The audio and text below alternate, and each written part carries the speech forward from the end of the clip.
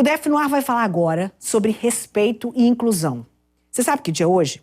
Hoje é o Dia Mundial de Conscientização do TEA, transtorno do espectro autista. A gente conheceu uma pesquisadora que fez o primeiro estudo com quem tem autismo e as famílias dessas pessoas e profissionais que lidam com o transtorno. E agora, além de te mostrar um pouco desse mapeamento inédito, a gente quer te apresentar pessoas incríveis como o Luiz e o pai dele. Olha só. O Luiz gostou de brincar com o microfone da TV. Uma novidade interessante para quem é criança. Tem uma baqueta ali, um pandeiro, um acordeão. Ele também gosta de massinha e, como você viu, de bater papo.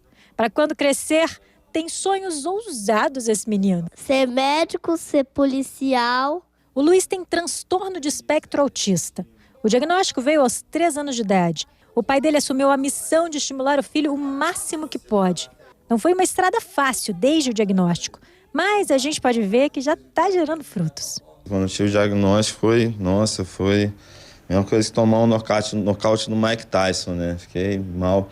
E apesar de ser professor do ensino especial, já ser musicoterapeuta, eu vi o tanto que eu tinha que aprender em relação ao autismo, né? Ao TEA.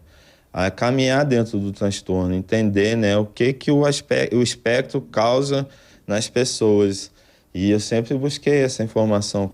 O transtorno de espectro autista é um distúrbio do neurodesenvolvimento. Afeta a comunicação da pessoa, a maneira como ela se relaciona com os outros e mexe também com o comportamento, quando comparado com quem não tem o transtorno. O transtorno do espectro do autismo é a junção de 2 esferas, né? O indivíduo ele vai ter um déficit de comunicação e interação social, né, que será perceptível nas suas ações de reciprocidade socioemocional, na sua comunicação não verbal e na capacidade de formar e compreender os relacionamentos de forma apropriada.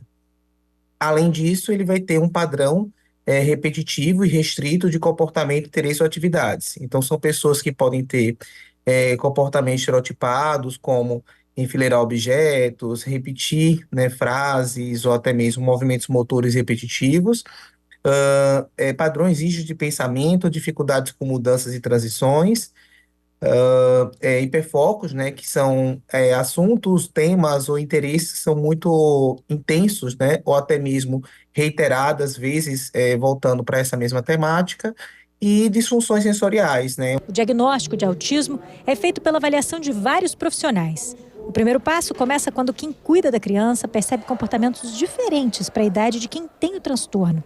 Foi assim na casa do Flávio. A coisa mais importante é estar ligada aos primeiros sinais e nunca fechar os olhos, que muitas vezes fala, não, isso é normal, isso é da idade, e não é, né? Pode vir a ser, mas o normal é que não seja.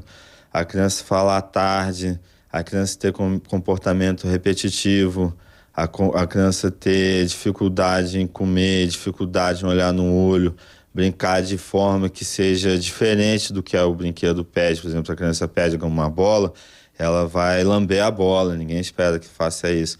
Então, tá atento aos diversos sinais, andar na ponta dos pés, apresentar reações exageradas. Tudo isso tem que estar andando de acordo com a idade, né? Se a idade está tendo essa distorção, é preciso fazer o diagnóstico o mais rápido possível, porque só com o diagnóstico cedo e a estimulação cedo, você consegue ter os resultados cedo, né? Encontrar onde conseguir ajuda e orientação é um dos grandes desafios de quem lida com o autismo. A Ana Carolina, que fez uma pesquisa sobre o transtorno, percebeu com os questionários aplicados que quase 80% dos diagnósticos são feitos por profissionais da rede privada. E mais, apenas 10% do público pesquisado tem algum tipo de assistência do governo. Significa, na prática, que a rede pública de saúde social não está respondendo, como necessário, às necessidades das pessoas com autismo. A gente sabe dessa demora, né, no processo na rede pública e muitas famílias procuram a rede privada e muitas famílias que não têm o recurso. Então, a gente percebeu que existe uma mobilização dos familiares para ajudar nesse diagnóstico na rede particular. Porque a partir do diagnóstico, você consegue ter acesso a terapias, você consegue ter acesso a uma educação precoce, você consegue ter acesso a outros recursos que sem o diagnóstico você não consegue. Também no mapeamento feito sobre autismo no Brasil, A Ana Carolina percebeu que o maior número de casos está em pessoas na primeira infância. A média das crianças descobre o autismo aos 9 anos de idade. Seria esse um aumento no número de casos nessa faixa etária? Para a Ana Carolina, não é isso não. É que, mesmo que ainda não sendo suficiente, os diagnósticos ficaram mais frequentes e as pessoas mais conscientes sobre o autismo. O autismo não está na moda, muitas pessoas falam isso, que o autismo está na moda, que tudo é autismo, na verdade não. Na verdade nós temos mais conhecimento sobre o transtorno do espectro autista. Nós entendemos mais sobre as nuances do autismo e isso facilita o acesso, facilita a identificação de aspectos que antigamente não eram levados em conta.